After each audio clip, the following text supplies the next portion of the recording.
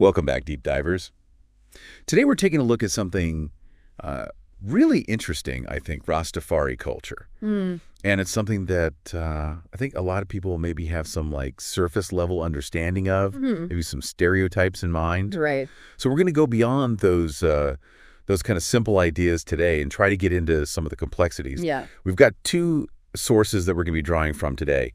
One is an article that really focuses in on some of the practices of Rastafari. Okay. And then we also have a piece from history.com that talks about like the historical development of this movement. It's a rich history. Yeah, so much to cover. Yeah. Well, the article really stresses right off the bat that Rastafari, it's more than just a Jamaican religion. Yeah, I think that's a common misconception. Yeah. A lot of people kind of just boil it down to like, Jamaican culture. Right.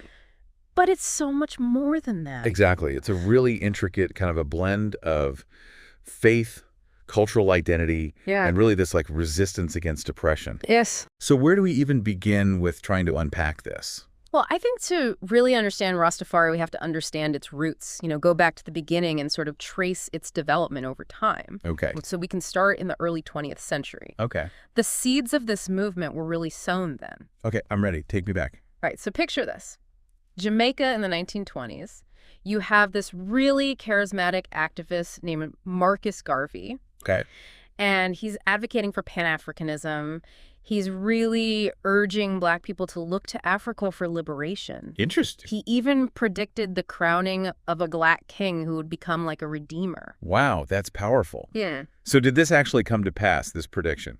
In a way, yes. In 1930, Rastafari Makonnen was crowned Emperor of Ethiopia. He took the name Haile Selassie I. Okay. He traced his lineage back to King Solomon and the Queen of Sheba. Whoa. And he held all these titles: King of Kings, Lion of Judah. Wait, so this Ethiopian emperor had an actual like connection to biblical royalty? Yeah. That's amazing. Yeah, you can imagine how people felt. Yeah, what was the reaction? For a lot of Jamaicans, particularly those following Garvey, Haile Selassie's coronation, it felt like the fulfillment of the prophecy. Wow. They saw him as the Messiah, a divine figure sent to uplift Black people all over the world. So that's really where this movement begins. It's almost like this spark ignites from this historical event and Garvey's message. Exactly.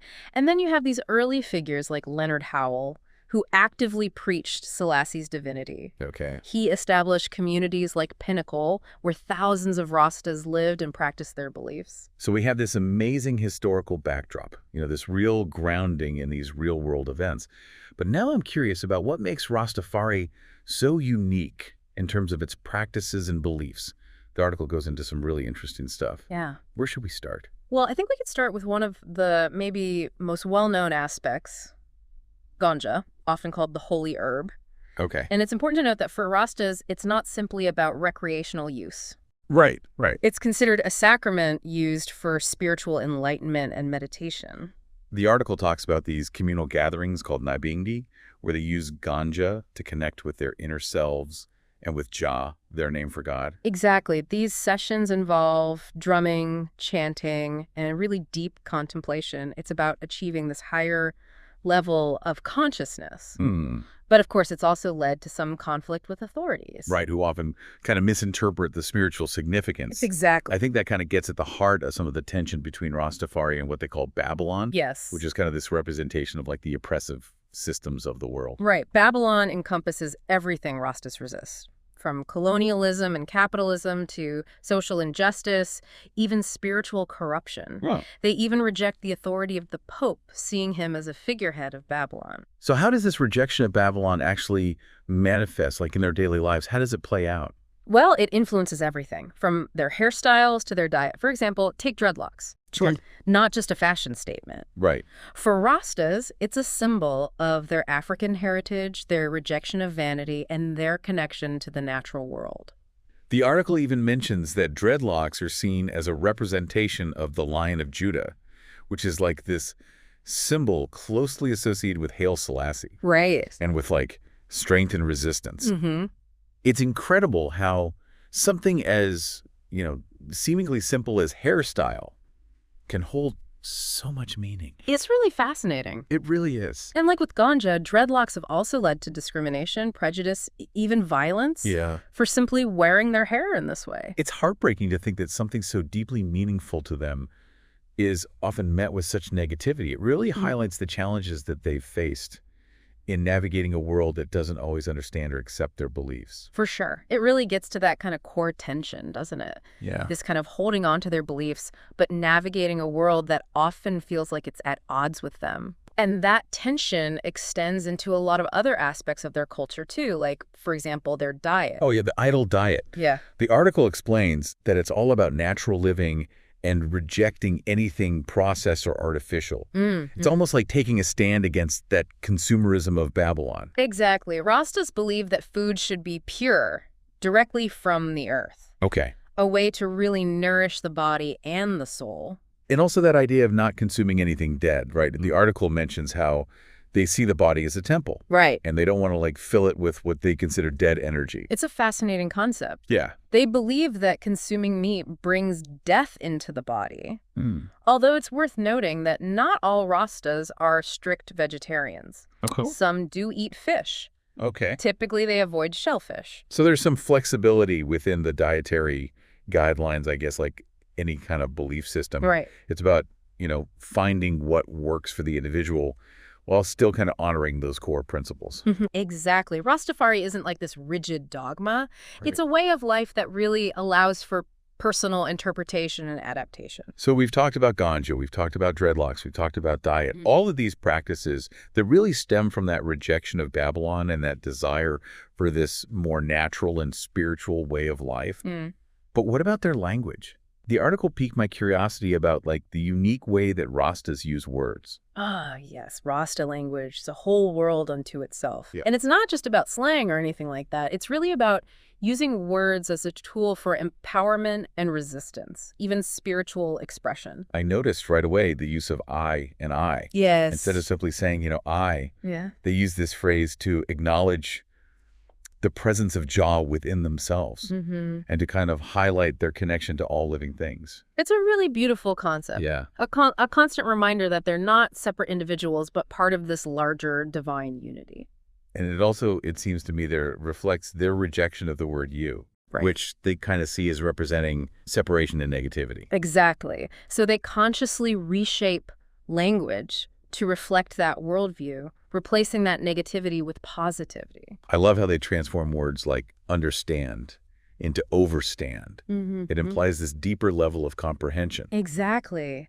They're taking back language and infusing it with their own unique perspective. And it's not just about the words themselves, it's about the tone, the delivery. The article emphasizes how Rastas really strive to speak with power and gratitude and reverence. Exactly. That makes sense. Yeah. Their language is like a reflection of their spiritual beliefs, their desire to uplift and empower themselves and others. Right. And this desire for empowerment and a return to their spiritual homeland led many Rastas to seek repatriation to Africa. You're talking about Shashamene in Ethiopia, right? Haile Selassie granted land there for those wanting to return to the motherland. Right. It was seen as a fulfillment of their longing for Zion, a place where they could live free from the oppression of Babylon. A particular group of Rastas, the 12 tribes of Israel, they established a community in Shasheme. Okay. They live communally and adhere really strictly to their beliefs. It sounds almost idyllic, this idea of returning to their roots, building a community based on those shared values. Yeah. But the article also points out the reality was maybe a bit more complicated. Yeah, it wasn't a smooth journey back to Africa.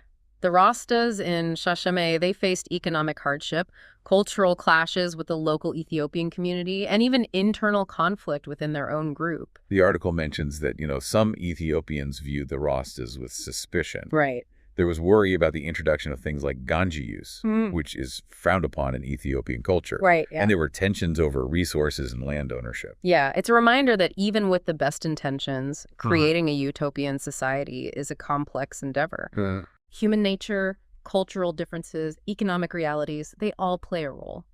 So this vision of this peaceful return to Zion maybe faced some really harsh realities on the ground.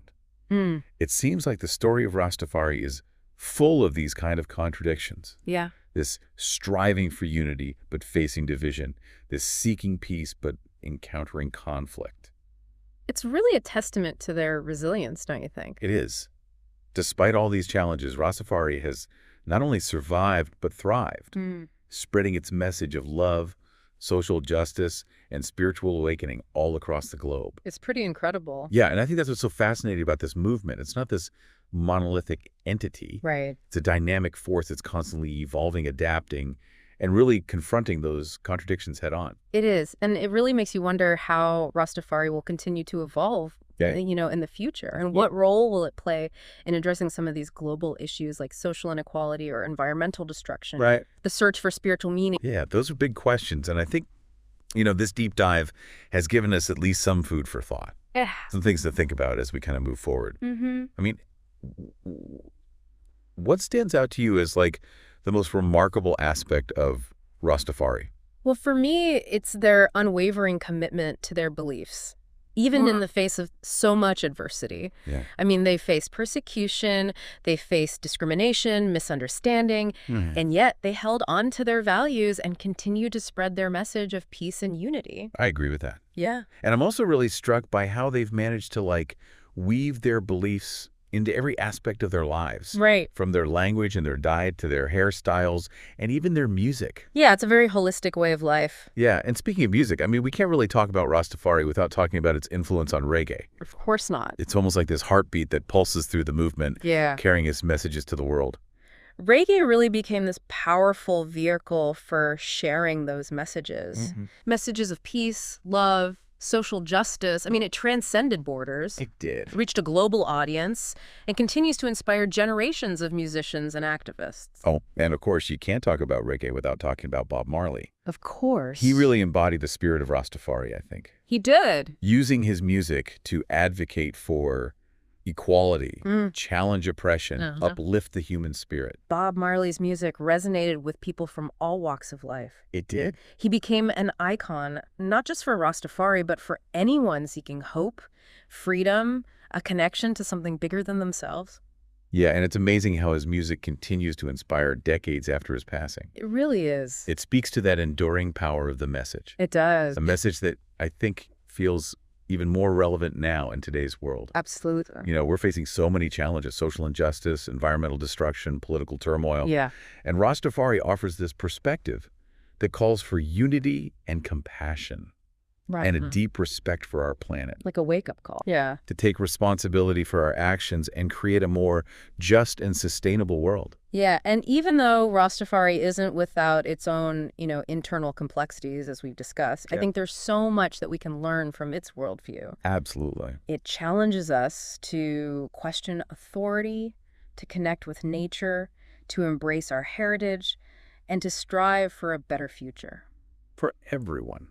Well, it's been an incredible journey exploring the depths of Rastafari culture with you. It has. We've uncovered its rich history, its unique practices, its enduring impact on the world. It's been a pleasure sharing this deep dive with you and our listeners. If you've enjoyed this deep dive into Rastafari culture, we invite you to subscribe to the Mind Mosaic channel for more fascinating explorations. Please do. As an emerging channel, we really need your support. Your support means a lot. It does. It really makes a difference. So thank you. Yes, thank you so much.